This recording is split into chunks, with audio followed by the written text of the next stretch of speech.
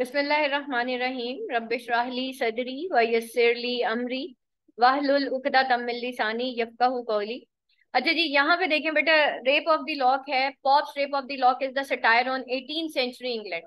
ठीक है, ये Pope rape of the lock जो है वो सटायर है 18th सेंचुरी इंग्लैंड।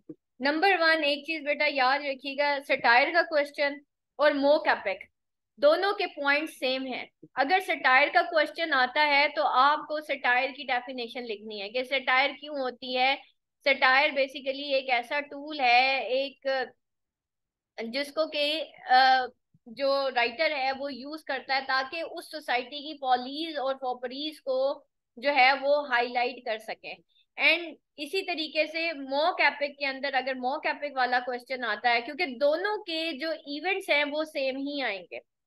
ठीक है, चाहे वो मोक एपिक का आता है या वो सेटायर का क्वेश्चन आता है। ठीक है, मोक एपिक का अगर क्वेश्चन आता है तो आपने फ्लैजिलरी वर्क जो आपके करंट नोट्स के अंदर आया हुआ है उसको भी ऐड करना है कि मोक क्यों होता है, ताकि ट्राइवियल को सीरियस और सीरियस को ट्राइवियल बनाया जा सके।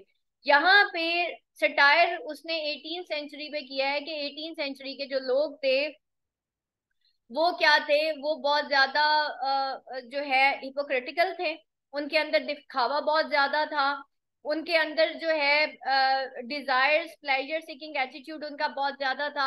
और वो बहुत मामूली मामूली बातों पे लड़ झगड़ पड़ते थे और वो जो है एक दूसरे को जो है बर्दाश्त नहीं करते थे। हालांकि वो एरिस्टोक्रेटिक फैमिली थी, तो उसने 18th सेंचुरी इंग्लैंड की जो एरिस्टोक्रेट्स हैं जिनको के मोस्ट सिविलाइज समझा जाता था, उसने उनके जो किरदार हैं, उनके जो कैरेक्टर्स हैं, उनकी जो फॉलीज हैं, उनकी जो बेवकूफियां हैं, उनको असल में उसने हाईलाइट किया है। उनकी सबसे बड़ी बेवकूफी या उनकी सबसे बड़ी जो फॉली थी वो ये थी कि वो छोटी छोटी बातों पर लड़ झगड़ पड़ते थे।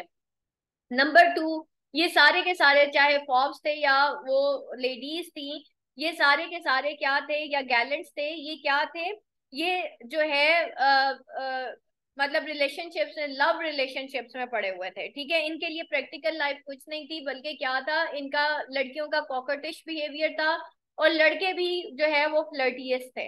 तो और फिर इन सारों के लिए रिलीजन जो है वो इम्पोर्टेंट नहीं था।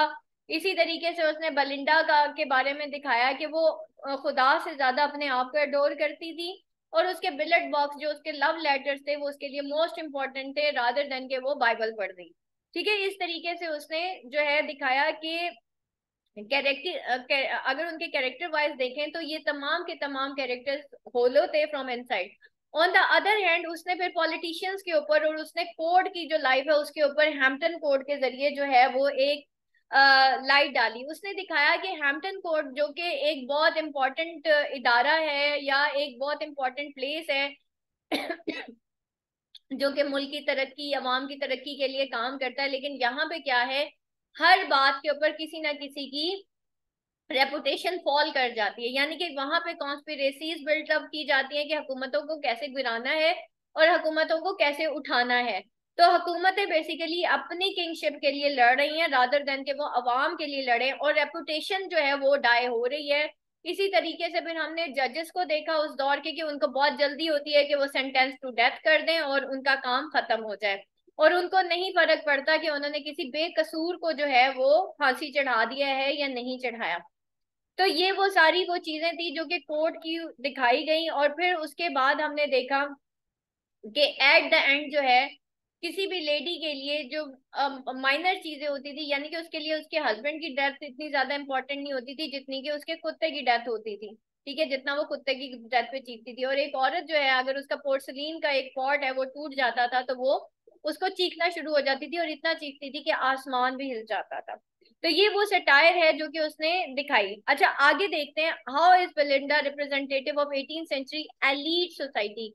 कैसे, यही एलीट सोसाइटी क्या है, ये वही एरिस्टोक्रेट्स हैं जो कि हम देखते हैं 18th सेंचुरी के। ठीक है, और अभी जो मैंने आप लोगों को पहले ट्रेड्स बताए हैं वही बेलिंडा के थे कि उसकी कॉकेटिश नेचर थी, रिलीजन से वो दूर थी, फ्लर्टियस नेचर उसकी थी, दिखावा था उसके अंदर, अफेक्टेशन थी, और वो जो है बहुत माइन्यूट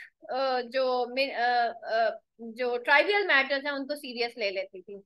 ठीक है, तो what lesson do you draw from the rape of the law. Rape of the lock का एंड पे एक कंक्लूजन होता है, उसमें जो पॉप जो है वो जो एंड पे कहता है कि ये जो लॉक्स हैं ये वाइट हो जाएंगी, लेकिन इंसान का किरदार जो होता है वो हमेशा रहता है। तो पॉप ने बेसिकली किरदार को हाईलाइट किया रादर देन कि वो लॉक्स की खूबसूरती को हाईलाइट करता। फिर है critically examine canto one in the rape of the lock, that is basically the character sketch of Belinda. और उसके अंदर हमने क्या देखा, इन्विकेशन ऑफ म्यूज है, ठीक है, सबसे पहले।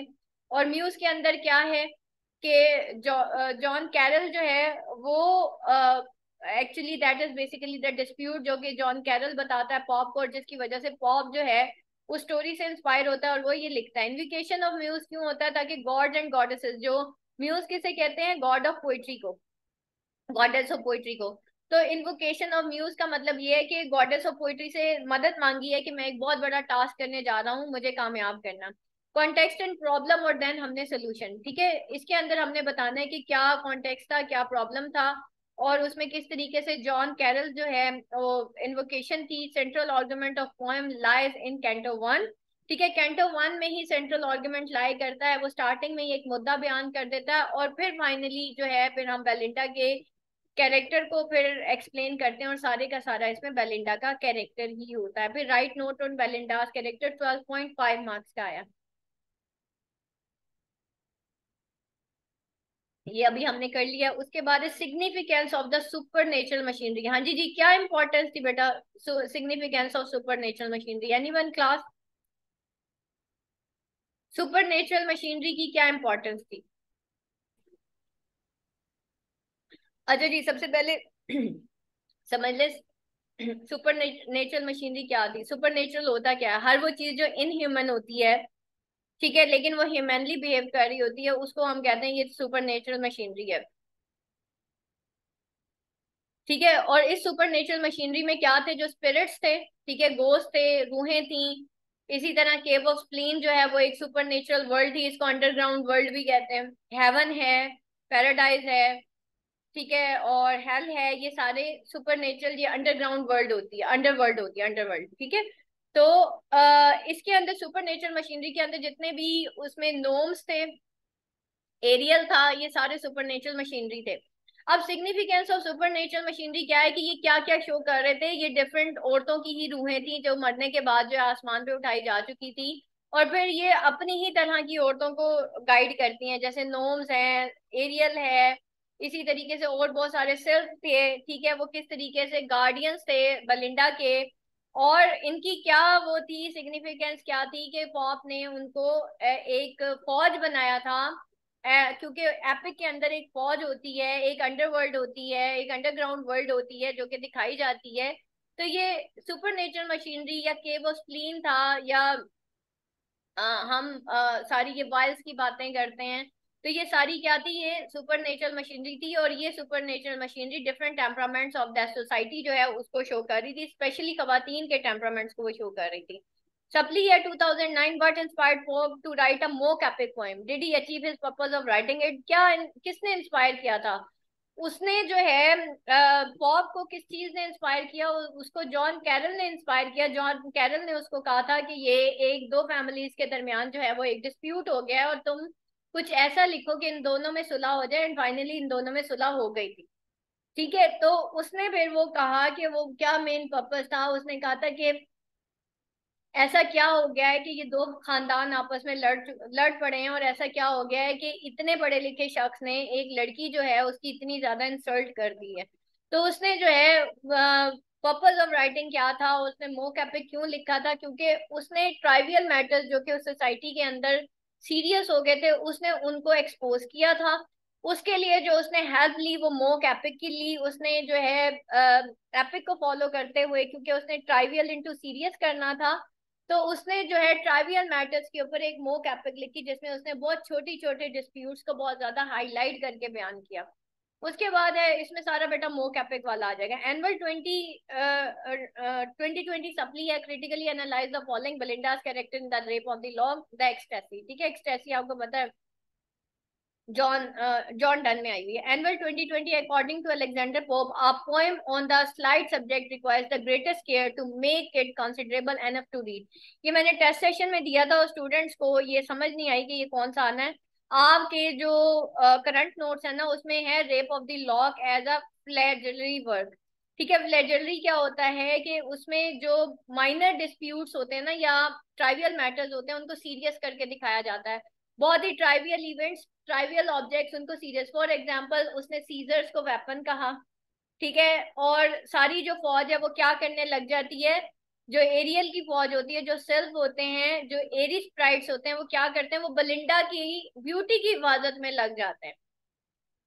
ठीक है, इसी तरीके से हम देखते हैं कि बेलिंडा कैसे अपने आप को एडोर करती है। फिर हम उसके ड्रेसिंग टेबल को देखते हैं कि वो बिल्कुल ऐसे होता है जैसे कोई मतलब पूजने की जगह हो। ठीक है, तो ये जितने भी कंपैरिजंस उसने किए हैं, फिर उसके हम क्रॉस को देखते हैं कि वो क्रॉस इतना जो है वो शाइन करता है कि जो ज्यूज हैं वो भी शायद उसको एडोर करने लग जाए। तो ये वो सारे हैं, और वो शायद उस क्रॉस को किस करने की कोशिश करें। तो ये वो सारी चीजें हैं जो कि पोएम ऑन स्लाइड सब्जेक्ट के वो ट्राइवियल मैटर, ठीक है, requires the greatest care to make it considerable. अब उसने क्यों पॉप ने मोक एपिक का सहारा लिया था, ताकि वो स्लाइटेस्ट जो सब्जेक्ट है, यानी कि एक छोटा सा झगड़ा हो गया था, ठीक है, और उसको ग्रेटेस्ट केयर चाहिए कि वो इसको कंसीडरेबल, ताकि उस ट्राइवियल से मैटर को, जिसके बेसिकली ट्राइवियल समझा जा रहा था और जिसकी वजह से दो जो है कहना चाहिए खानदानों में बहुत शदीद किस्म की लड़ाई हो गई थी, तो उसको जो है वो बहुत ट्राइवियल समझा गया, लेकिन उसको केयर देने के लिए उसने उसको दिखाया कि किस तरीके से उन ट्राइवियल सब्जेक्ट को हाईलाइट किया गया, ताकि इनको ट्राइवियल ना समझा जाए जिसको सोसाइटी आम समझती है। इसी तरीके से हैम्पटन कोर्ट जो है उसने उसके इवल्स को एक्सपोज किया। ठीक है, उसने बताया कि हैम्पटन कोर्ट में क्या क्या होता है, किस तरीके से गेम्स खेली जाती हैं। फिर उसने गेम ऑफ ऑम्बर के थ्रू दिखाया कि, और उसने गेम ऑफ ओम्बर के जितने भी किंग्स और क्वींस हैं उनको भी प्रॉपर एक नेम्स दिए, हालांकि वो सिंपली कार्ड थे, लेकिन उसने उसको दिखाया कि ये आम सी गेम है लेकिन लोगों के लिए ये कितनी इंपॉर्टेंट है। यानी कि हम लोग खेल तमाशों में पड़े हुए हैं, हम लोग भी क्रिकेट में पड़े हुए हैं। वो कहते हैं ना, पाकिस्तानी कौम को डबोने के लिए क्रिकेट में उसको लगा दो ताकि अच्छे तरीके से डूब जाए ना। तो हमारी कौम का कबाड़ा ही क्रिकेट ने असल में कौम को खेल में लगाया गया है, ताकि वो प्रैक्टिकली निल हो जाए और वो कुछ सोच ना सके। और उसके हीरोज भी क्रिकेट वाले ही होते हैं, ठीक है, क्योंकि वो क्रिकेट को आइडियलाइज करने लगी। तो यहाँ पे भी क्या है, उस दौर की जो गेम थी वो कार्ड्स थी। उन कार्ड्स में, उन गेम्स में लोग इतना ज्यादा पड़े हुए थे कि उन गेम्स की हार और जीत को वो अल्टीमेट विन एंड लॉस समझते थे। ठीक है, बलिंडा जो है वो बहुत ज्यादा चीखती है जब वो जीत जाती है, और बलिंडा जो है बहुत ज्यादा चीखती है जब वो हार जाती है। और उससे ज्यादा भी वो जब चीखती है जब उसकी लॉक कट जाती है, यानी कि उसके लिए उसकी उसके बाल कट जाना, उसकी लॉक कट जाना उसके लिए बहुत ज्यादा एम्बेरसमेंट, और वो इतना चीखती है कि आसमान हिल जाता है। तो यहाँ पे पॉप ने असल में शो ये किया है कि औरत किस मकाम पे चीखती है और कहाँ पे उसको चीखना चाहिए और कहाँ पे नहीं चीखना चाहिए। ठीक है, तो ये वो सारी चीजें हैं। जैसे मैंने आपको कहा, सीजर्स को वो वेपन कहता है। एरियल जो है वो बेसिकली फौज का एक सरबराह था, लेकिन वो किन कामों में पड़ा हुआ था। इसी तरीके से, इसी तरीके से जो है वो एरियल जो है, जो बादशाह थे वो भी गेम्स में पड़े हुए थे, वो भी लोगों की रेपुटेशंस को डाई करने में पड़े हुए थे। और फिर उसके बाद उसके बादशाह के अंडर क्या चीजें आती हैं, अदालतें आती हैं। अदालतें भी जो है वो सेंटेंस टू डेथ कर देती थी, उनको भी जाने की जल्दी होती थी। तो देखने में, और आम आवाम खेल में पड़ी हुई थी। तो सेम इज द केस, आज भी आप पाकिस्तान को जरा कंपेयर करें तो तकरीबन यही हालात है। ठीक है, तो सप्ली 2020 एनुअल 2021 जो है, critically analyse the portrayal of women in Alexander the rape of the law. हाँ जी जी, पोर्ट्रेयल ऑफ वीमेन, कौन कौन सी वीमेन थी? हाँ जी, कौन कौन थी? बलिंडा थी।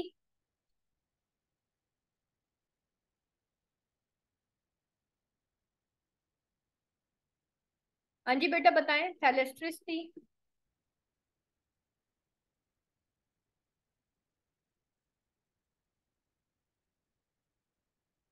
हाँ जी, कौन कौन थी बेटा? और वो जो कैंची देती है लड़की, क्या नाम था उसका? क्लैरिसा।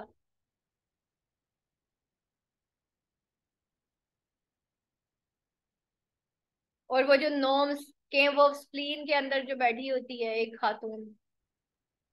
मैम थेलिस्ट्रिस भी थी। हेलेस्ट्रिस बेटा मैंने लिख दिया, क्लैरिसा लिख दिया जो कैंची देती है।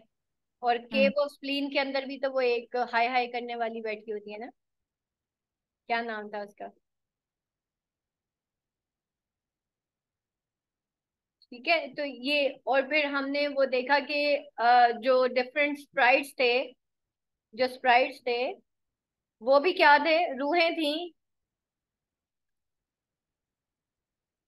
ठीक है, अब ये सारे क्या शो कर रहे थे, ये डिफरेंट एक्शन शो कर रहे थे उस दौर की वीमेन के कैरेक्टर। बेलिंडा जो है आपके सामने थी, एरिस्टोक्रेटिक लेडी थी। थेलेस्ट्रिस जो है वो हर जगह पे लड़ाई झगड़ा करवा देती थी। क्लारिसा जो है वो बंदी है जो खुद ही कैंची देती है, और ये वो बंदी है फिर एंड में मोरल लेसन भी यही देती है। यानी कि बातें तो सारों को बहुत आती हैं, लेकिन काम खराब अभी ने किए होते हैं। केव ऑफ स्लीन वो वाली औरत जो हर वक्त रोती रहती है, आहें भरती रहती है। और जितने भी स्पिरिट्स थे वो स्प्राइट्स ऑफ विमेन थे। ठीक है, जिसमें नोम्स हैं, वो इनकी कॉकटिश खवातीन को शो कर रहे थे, कुछ जो है हसद करने वाली खवातीन को शो कर रहे थे। वो आपने सारे यहाँ पे स्प्राइट्स ऑफ विमेन लिखने हैं। ठीक है, तो ये आपने बताना है कि वो किस किस को कौन कौन सिंबलाइज करता था। Examine the relationship between mock epic and satire in Alexander.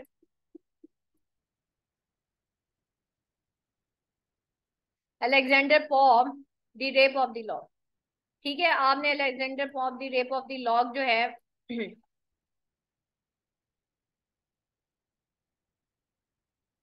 ठीक है, इसमें मोक एपिक और सटायर का आपस में क्या ताल्लुक है।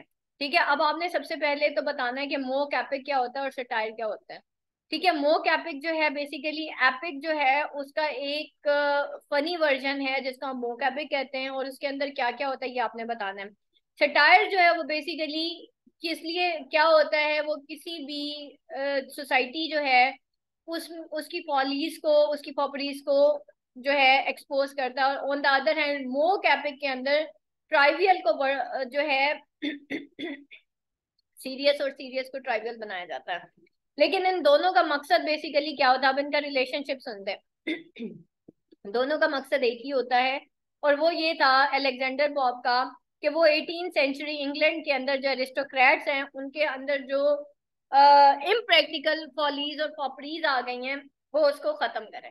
ठीक है, तो दैट वाज द रिलेशन, और उसमें आप फिर सारे इवेंट्स देखेंगे कि किस तरीके से वो उनकी एक्सपोज करता है उनकी फॉलीज को, उसको सटायर करता है। और उसके पैरेलल पे वो टूल कौन सा यूज करता है, वो मोक एपिक का यूज करता है, जिसमें वो माइन्यूट जो ट्राइवियल मैटर्स को through the pen of mock epic वो उसको एग्जेजरेटेड फॉर्म में लिखता है, ताकि वो उन डिस्प्यूट्स को जो कि सोसाइटी में एक बहुत बड़ा किरदार अदा करते हैं उसकी डिस्ट्रक्शन में, वो उसको हाईलाइट कर सके। तो दैट्स वाई वो मोक एपिक का टूल उसने सटायर के पैरेलल पे यूज किया है। ठीक है, यहाँ तक बेटा अगर आपका कोई क्वेश्चन है तो आप मेरे से पूछ सकते हैं, एनी क्वेश्चन क्लास। बन गए, आज देख ले। बेलिंडा, बेलिंडा का character, social satire, mock epic, supernatural machinery. कोई मुश्किल, कोई नहीं मुश्किल मैम। बेटा, इजी हो नहीं। गया। जी। चलिए जनाब, दुआ पढ़ लेते। सुबहानक अल्लाहुम्मा व बिहम्दिका अशहदु अल्ला इलाहा इल्ला अंता अस्तगफिरुका व अतूबु इलैक। अस्सलामु अलैकुम व रहमतुल्लाहि व बरकातुहू।